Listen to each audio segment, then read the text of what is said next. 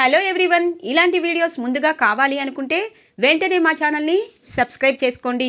Upcoming రివ్యూలోకి వెళ్ళిపోదాం. Episode start అవ్వగానే కావ్య రాజ్ విషయంలో బాధపడుతూ ఉండగా అమ్మమ్మ గారు సలహా ఇస్తారు. ఏ భార్యకైనా భర్తపై అధికారం ఉంటుంది. అనుమానాలు అపార్థాలు పక్కన పెట్టి భర్త గురించి భార్య తెలుసుకోవాలి. అలా తెలుసుకుంటేనే అసలైన నిజం తెలుస్తుంది కావ్య అని అమ్మమ్మ గారు చెప్పడంతో కావ్య ఒక నిర్ణయానికి వస్తుంది. తెల్లగా తెల్లవారుతుంది. రాజ్ శ్వేతతో చక్కగా మాట్లాడుకుంటూ ఉంటారు. హ్యాపీగా కళ్యాణ్ అలాగే కావ్య ఇద్దరు రాజ్ని గమనిస్తూ ఉంటారు. చూసారా కవి గారు, ఆయన ఎంత హ్యాపీగా మాట్లాడుతున్నారో అని అంటుంది కావ్య. వదినా, ఇలా బాధపడుతూ ఉంటే మనం ముందుకు వెళ్ళలేము. అన్నయ్య బాత్రూంకి వెళ్ళారు, ఫోన్ అక్కడే పెట్టారు. ఆ ఫోన్ మనం తీసుకొని అసలు ఏం జరుగుతుందో అన్నది తెలుసుకోవాలి. వెళ్ళండి వెళ్ళండి అని అంటారు. వద్దు కవి గారు, సంస్కారంగా ఉండదు అని అంటుంది కావ్య. అయ్యో, నువ్వు సంస్కారం గురించి ఆలోచిస్తున్నావు. నీ సంసారమే బాగోలేదు వదినా. ముందు సంసారం కావాలా అని అంటారు. నా సంసారమే నాకు కావాలి అని అంటుంది కావ్య. ఇక కావ్య ఫోన్ తేవడానికి వెళ్ళి ఇక తేవకుండా వచ్చేస్తుంది. ఇక కళ్యాణ్, వదినా నీ వల్ల కాదులే, నేనే తీసుకుని వస్తాను అని చెప్పి రాజ్ ఫోన్ని తీసుకుని వచ్చి ఒక్కసారిగా ఉలిక్కి పడతారు. కావ్య ఇక కవిగారు ఏమైంది అనగానే, ఏం లేదు వదినా, ఆ శ్వేతతో అన్నయ్య గంటలు మాట్లాడుతున్నారు అంతే అని అంటారు కళ్యాణ్. అదే కవిగారు, దేనికోసం అంత గంటలు మాట్లాడుతున్నారు? అసలు ఆ శ్వేతకి మీ అన్నయ్యకి సంబంధం ఏంటి? ఓన్లీ ఫ్రెండ్షిప్ మాత్రమేనా? ఇంకేమైనా ఉందా? నన్ను వదిలించుకొని తన్ని పెళ్లి చేసుకోవాలనుకుంటున్నారా? తను ప్రేమించారా అని అంటుంది కావ్య. ఈ ఫోన్లో అవన్నీ ఎందుకు ఉంటాయి వదినా? ఒకవేళ అన్నయ్య తన్ని ప్రేమిస్తే ఖచ్చితంగా పెళ్లి చేసుకునేవాడు. కానీ ఇప్పుడు నిన్ను పెళ్లి చేసుకుని తన్ని ప్రేమిస్తున్నాడంటే నేను నమ్మను. ఖచ్చితంగా అన్నయ్య తనకి ఎందుకో సపోర్ట్గా ఉంటున్నాడనిపిస్తుంది. ఆ రోజు తను హాస్పిటల్లో ఉంది కదా, ఇక దానివల్ల మళ్ళీ తను ఏమైనా చేసుకుంటుందేమోనని భయపడుతున్నాడేమో. అందుకే మార్నింగ్ ఈవినింగ్ ఆఫ్టర్నూన్ తనతో సరదాగా మాట్లాడుతున్నట్టు అనిపిస్తుంది. ఇదిగో మెసేజ్ల్లో అవే ఉన్నాయి వదినా అని అంటారు. కవిగారు, మీ అన్నయ్య గురించి నాకు తెలియంది కాదు. తనకి చిన్న దెబ్బ ఎవరికైనా తగిలినా తను తట్టుకోలేడు. అందుకే మీ అన్నయ్యని అవతల వ్యక్తి మోసం చేస్తే అనగానే, వదినా నిజమే, శ్వేత అన్నయ్యని ప్రేమించింది. అన్నయ్య తన్ని ప్రేమించాడో లేదో తెలియకపోయినా ఖచ్చితంగా శ్వేతకి అన్నయ్య అంటే ఇష్టమని ఈ ఫోన్లు మెసేజ్ల్లో అర్థమవుతుంది. నేను ఈ రోజు నుండి ఆ పనిలో నేను ముందుకు వెళ్ళాలనుకుంటున్నాను అని అంటారు. కళ్యాణ్, ఖచ్చితంగా మాకు నువ్వు సహాయం చేస్తావని అనుకుంటున్నాను అని అంటుంది కావ్య. వదినా, నేను ఇప్పుడు పెళ్లి చేసుకొని నా భార్యతో ఇంట్లో ఉన్నాను అంటే దానికి కారణం నువ్వే కదా వదినా. ఎందుకంటే ఆ రోజు నిమ్మకాయ చెట్టు ఓడిపోయినా నువ్వు ఆ చెట్టుని కొత్తదిగా మళ్ళీ పెట్టి మా ప్రేమని గెలిపించి మాకు పెళ్లి చేసేలా నువ్వే దారి ఏర్పాటు చేశావు. నీ రుణం ఈ జన్మలో మర్చిపోతానా వదినా? ఈ ఇంట్లో వాళ్ళకి నువ్వు తప్పుగా అర్థమైనా మాకు మాత్రం ఎప్పుడూ తప్పుగా అర్థమవ్వు. అయినా ఇది నీకోసం కాదు, రాజన్నయ్యని నిన్ను నేను ఖచ్చితంగా ఒకటి చేయాలి. మీ ఇద్దరూ మంచివాళ్ళు. మీ ఇద్దరి మంచి వాళ్ళకి ఒక ఇంట్లో ఉండే హక్కు అర్హత ఆ దేవుడు ఎప్పుడో పెట్టాడు. అలాంటి హక్కుని ఎవ్వరూ విడదీయలేరు అని చెప్పి కళ్యాణ్ ఇక కావ్యకి మాట ఇచ్చి అక్కడి నుండి వెళ్ళిపోతారు. ఇది ఇలా ఉండగా కావ్య ఇక కాఫీ చేస్తూ ఉంటుంది. ధాన్యలక్ష్మి కావ్యని చూస్తూ ఇక అనామిక అనామిక అని కేకలు వేస్తూ ఉంటుంది. ఇంతలో అనామిక, ఆంటీ చెప్పండి ఏం కావాలి అనగానే, నీ చేతులతో మంచి కాఫీ తీసుకురమ్మా అని అంటుంది. చిన్నత్తయ్య, అందరికీ నేను కాఫీలు చేసేస్తున్నాను, ఇక అనామిక అవసరం లేదు అనగానే, ఏంటి కావ్య, నీతో మాట్లాడకపోయినా కల్పించుకొని మాట్లాడతావేంటి? ఈ ఇంట్లో నీకు ఎంత హక్కుందో అనామికకు కూడా అంతే హక్కుంది. తాను కాఫీ పెట్టగలదు, నీకంటే బాగా ఇంటిని చక్కదిద్దగలదు అని అంటుంది ధాన్యలక్ష్మి. ఇంతలో అపర్ణాదేవి వస్తుంది. ఇక అపర్ణాదేవికి ఇక ఏం చేయాలో అర్థం కాదు. ధాన్యలక్ష్మి తోడబుట్టిన చెల్లి కంటే ఎక్కువగా ఉండేది. ఇప్పుడు తనకి కోడలొచ్చేపాటికి నేను అక్కరన్న సంగతి మర్చిపోయింది. ఇప్పుడు తను నాతో మాట్లాడితేనే నేను మాట్లాడతాను అంతే అని చెప్పి మనసులో అనుకుంటూ ఉండగానే ఇంతలో కళ్యాణ్ వస్తారు. పెద్దమ్మా గ్రీజర్ రిపేర్ అయింది కదా, దానికోసం మనిషిని మాట్లాడాను, ఇంకసేపట్లో వస్తారు అని చెప్పి అంటారు. వద్దులే కళ్యాణ్, ఈ ఇంట్లో ఎవరి పనులు వాళ్ళు చేసుకుంటూ ఎవరికి వారు ఉంటేనే మంచిదనిపిస్తుంది అనగానే, పెద్దమ్మా అలా అంటావేంటి? ఈ ఇంట్లో ఎవరికి వారు ఎవరి పనులు వాళ్ళు చేసుకుంటారా? ఈ ఇంట్లో సభ్యుల్ని నేను కాదా అని అంటారు. ఇంతలో రాజ్ ఫ్రెష్ అయ్యి ఇక పైన టెర్రస్ దగ్గరికి వస్తారు. కిందికి చూడగానే హాల్లో ఇక కళ్యాణ్ మాటలు, అపర్ణాదేవి మాటలు వింటూ ఉంటారు. ఇంతలో ధాన్యలక్ష్మి అంటుంది, అంటే నా కొడుకుని పనులు చెప్పారని నేను అడిగేసరికి మీకు ఇంత కోపం వచ్చింది. మరి ఒక పెళ్ళైన వాడికి బాధ్యత లేకుండా ఎప్పుడూ ఇంటి పనులే చెప్తారా? మరి నాకు కోపం రాదా? అప్పుడంటే పెళ్లి కాలేదు, ఇప్పుడు పెళ్ళయింది కదా అని అంటుంది ధాన్యలక్ష్మి. ఏంటి ధాన్యలక్ష్మి, ఎందుకు నాతో గొడవ పెట్టుకోవాలనుకుంటున్నావు? కళ్యాణ్ని నేనేమైనా ఆఫీస్కి వెళ్ళొద్దన్నానా? ఎండి సీట్లో కూర్చోవద్దన్నానా?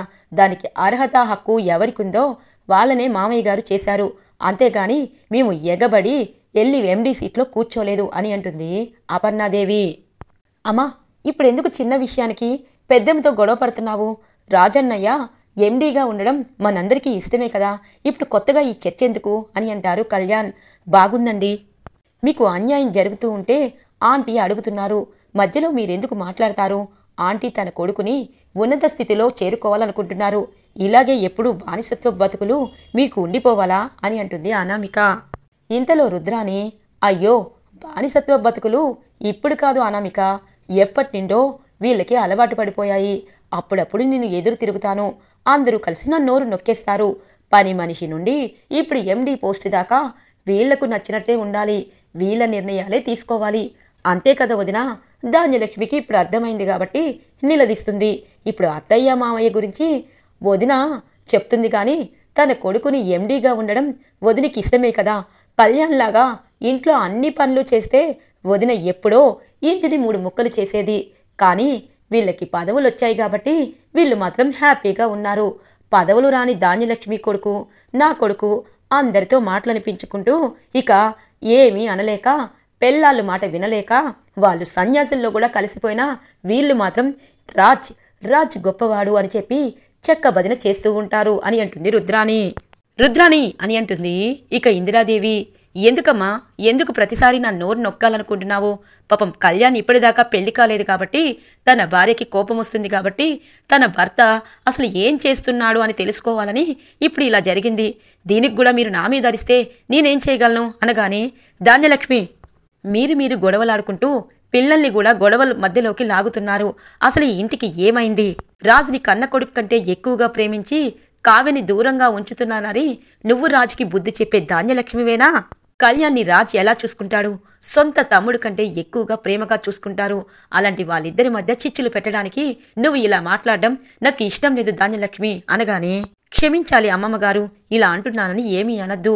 పెద్ద మనవడికి ఎండీగా ఉండే హక్కు ఉంది, మరి నా భర్త ఏ తప్పు చేశాడు అనగానే, అనామిక నాకు కవితలంటే ఇష్టం, కవితల కోసమే నేను ఏదీ చెయ్యలేదు, ఎండీగా ఉండాలి, జాబ్ చెయ్యాలని అనుకోలేదు అనగానే, అలా అని మీరు అంటే ఎలా అండి? ఇప్పుడు మీకు పెళ్ళయింది కళ్యాణ్, పెళ్ళైనప్పుడు భార్య ఇష్టాల్ని కూడా మీరు గౌరవించాలి అని అంటారు అనామిక. ఇదంతా విన్నా రాజ్ కిందికి వస్తారు. అమ్మమ్మ, నేనొకటి చెప్పనా? కళ్యాణ్ కవితలంటే ఇష్టం, ఇక నాతో పాటు సమానంగా నా తమ్ముడు ఉండాలనుకుంటే నేను ఇప్పుడే ఆ పదవికి రాజీనామా చేస్తాను. పిన్ని, ఇంట్లో ఇలా తగువులాడుకోవడం నాకు నచ్చలేదు.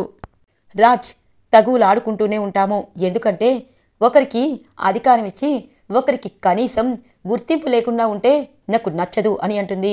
ఇంతలో ఇక ప్రకాష్ వస్తారు. చూడు ధాన్యం, ఈ మధ్య నీకు చాలా ఎక్కువైంది. కంపెనీని రాజు పైకి తీసుకెళ్తున్నాడు. మన అబ్బాయికి ఆ అధికారం ఉన్నా సరే తనకి నచ్చినదే చేస్తున్నాడు. నువ్వేమో ఏదో కావాలనుకుంటున్నావు అనగానే, బాబాయ్ మీరు ఆగండి. ఒరే కళ్యాణ్, నీకు కవితలంటే ఇష్టమే, కానీ మన కంపెనీకి నువ్వు కూడా చాలా అంటే చాలా హెల్ప్ చేయాలి.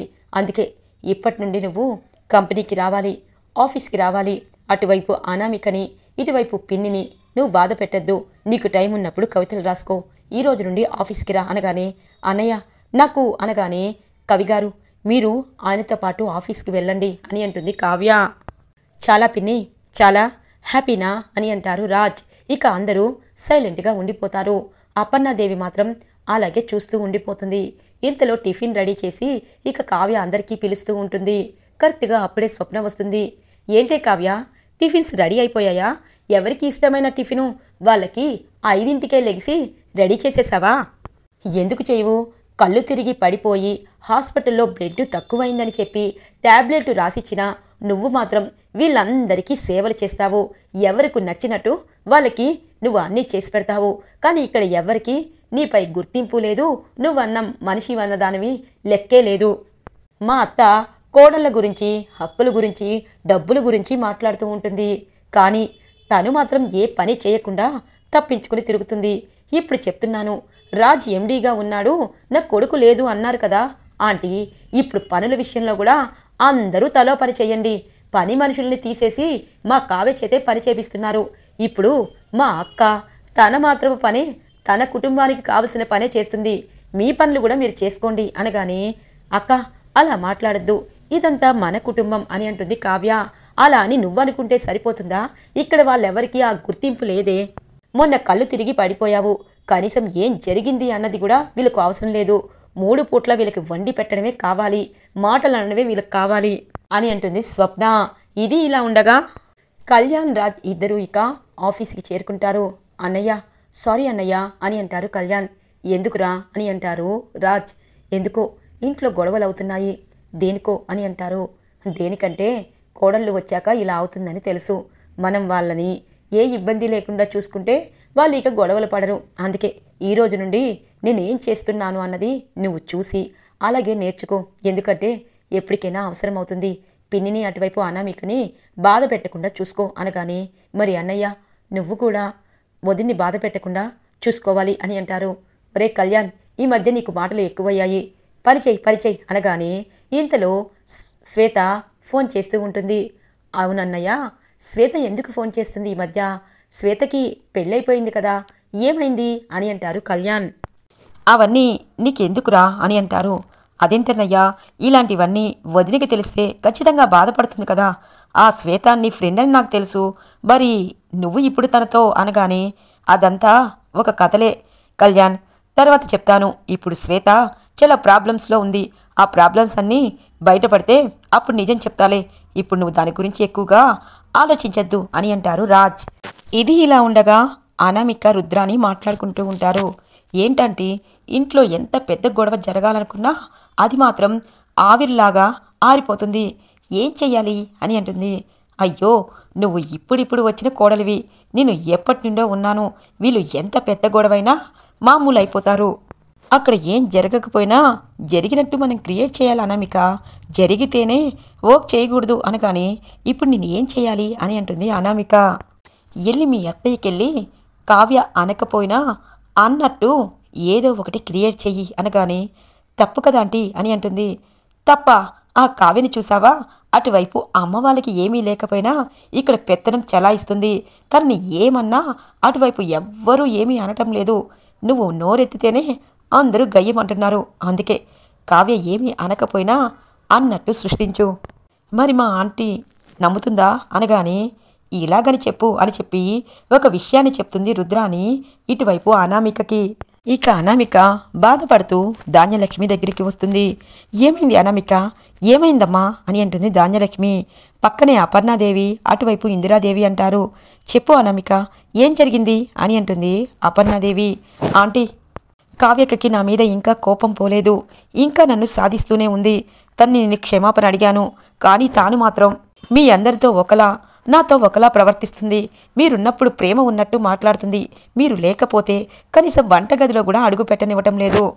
మీకు ఇష్టమైన వంట చేయాలని నేను అడిగితే ఇప్పుడు ఆవిడికి ఇష్టమైన వంట చేసి పని ఎక్కువ ఎందుకు కల్పించుకుంటావు? అందరికీ నేను వంట చేశాను, అయినా చిన్నత్తయ్యకి ఈ మధ్యన బీపీ ఎక్కువైంది. నువ్వు చేసే వంటలు తనకి ఇష్టం ఉండవేమో, అందుకే తనకి ఉప్పులు కారాలు తగ్గిస్తున్నాను అనింది. కానీ నేను అన్నాను, మా అత్తయ్య అలా కాదు, అన్నీ తింటుంది, నేను చేసిన వంట తింటుందన్నా సరే, కాదు నేను చేసిందే తింటుంది. ఎందుకంటే ఎప్పటి నుండో అలవాటైన ప్రాణం. నేను చెయ్యకపోతే గతి గోత్రం ఉండదు. నీవు ఇప్పుడు చేస్తావు, రేపటి నుండి మార్నింగ్ 5ంటికి లెగుస్తావా? లెగవు కదా. ఇప్పుడు నువ్వు అలవాటు చేస్తే అదే అలవాటు చిన్నత్తయ్యకి అయిపోతుంది. వెళ్ళు అని చెప్పి కనీసం వంటగదిలో కూడా రానివ్వటం లేదు. ఇక నా కళ్యాణ్కి ఏమి అక్కడ రాజ్ బావా కనీసం ఆఫీస్లో అడుగు పెడతాడో లేదో తెలియదు. ఏంటంటే మాకేంటి ఇబ్బందులు అని అంటుంది. ఏంటి అంత మాట అనిందా అని అంటుంది ఇక అపర్ణాదేవితో ధాన్యలక్ష్మి. ఇంతలో అపర్ణాదేవి అంటుంది, చూడు, ఇప్పుడు నాకు అనిపిస్తుంది కావ్య అలా అనే మనిషే కాదు, అలాంటి మాటే రాదు. తను ఎవరికి ఏం మాట్లాడాలో నాకు తెలుసు. అనామిక నువ్వు చెప్తున్నది నిజమా అని అంటుంది అపర్ణాదేవి. అంటే నేను అబద్ధం చెప్తున్నానా ఆంటీ అని అంటుంది. కావాలంటే ఆ ఆంటీని అడగండి రుద్రాణి ఆంటీ అనగానే ఓహో పిల్లికి ఎలుక సాక్ష్యం అన్నమాట అని అంటుంది అపర్ణాదేవి. చూడండి ఆంటీ, వాళ్ళ కోడల్ని ఒక్క మాట అన్నా ఆంటీ ఊరుకోవటం లేదు. మీరు మాత్రం మీ కోడల్ని అన్ని మాటలన్నా మీరు ఇంకా కూర్చునే ఉన్నారు. ఏంటంటే మాకు ఈ టార్చర్ అని అంటుంది అనామిక. అర్జెంటుగా కావ్యని పిలిచికిరా అని అంటుంది. వంటగదిలోకి వచ్చేసరికి కావ్య కనిపించదు. కావ్య కావ్యక్క అని పిలుస్తూ ఉండగానే ఎక్కడ కావ్య కనిపించదు. ఇదేంటి ఎవరికి చెప్పకుండా వెళ్ళిపోయింది అని కావ్యక్క లేదత్తయ్యా అని అంటుంది. ఎవరికి చెప్పకుండా వెళ్ళడం బాగా అలవాటైపోయింది. నీ కోడలు నీ నెత్తి మీదకి ఎక్కేదాకా నీకు తెలియదులే అక్క, వచ్చాక అడిగి కడిగి పడేస్తాను అని అంటుంది ధాన్యలక్ష్మి. ఇది ఇలా ఉండగా అర్జెంటుగా కళ్యాణ్ కావ్యకి ఫోన్ చేసి ఒక ప్లేస్కి రమ్మంటారు. ఇక కావ్య ఆ ప్లేస్కి రీచ్ అవుతుంది. మీ అన్నయ్య కారు కవి గారు అనగానే అవును వదిన, అన్నయ్యకి అర్జెంటుగా ఫోన్ కాల్ వచ్చింది, ఈ ఇంటికి వచ్చారు, ఖచ్చితంగా ఇది శ్వేత ఇల్లని నాకు డౌట్ వచ్చింది, మనం వెళ్ళి అనగానే వెళ్ళొద్దు కవిగారు, అసలు ఏం జరుగుతుంది అన్నది మనం చూద్దాము అని చెప్పి హాల్లో కిటికీలోండి కర్టెన్ పక్కకి తీసి చూస్తూ ఉంటారు కళ్యాణ్ కావ్య. ఇక శ్వేత ఇంటికి వస్తారు రాజ్. గుడ్ ఆఫ్టర్నూన్ శ్వేత అని అంటారు. రాజ్ నువ్వు ఎప్పుడు వస్తావా అని ఎదురు చూస్తున్నాను, వచ్చేసావా అని అంటుంది. ఏంటి శ్వేత చిన్నపిల్లలా, ఆఫ్టర్నూన్ చాలా వర్క్స్ ఉంటాయి, నీకు ఒకటి తెలుసా, మా తమ్ముడు కళ్యాణ్ కూడా ఆఫీస్కి వస్తున్నారు, ఇప్పుడు ఏదైనా తెలిస్తే అనగానే అయ్యో రాజ్ ఏం తెలిస్తే ఏముంది, మన ఇద్దరి మధ్య స్నేహమే కదా, అంతకంటే బంధం ఎప్పుడొస్తుంది అనగానే శ్వేత ఏం మాట్లాడుతున్నావు అనగానే అవును స్నేహాన్ని మించిన బంధం ప్రేమ, ఆ ప్రేమ నీ మీద నాకు ఎప్పుడో కలిగిపోయింది, నువ్వు మాత్రం అనగానే శ్వేత అలాంటి మాటలు ఆడద్దు, నీకు పెళ్ళయింది నాకు పెళ్ళయింది, ఇప్పుడు మీ ఆయన శాడిస్ట్ అన్నావు, అందుకే నీకు సపోర్ట్గా విడాకులు ఇవ్వడానికి నేను నీకు సపోర్ట్ చేస్తున్నాను, అప్పటిదాకా నువ్వు ఎటువంటి ఆలోచన పెట్టుకోవద్దు, సరే కళ్యాణ్ ఆఫీస్లో ఉన్నారు, నేను వెళ్తున్నాను సరేనా, జాగ్రత్తగా టాబ్లెట్లు వేసుకో అని చెప్పి రాజ్ అక్కడి నుండి వెళ్ళిపోతారు.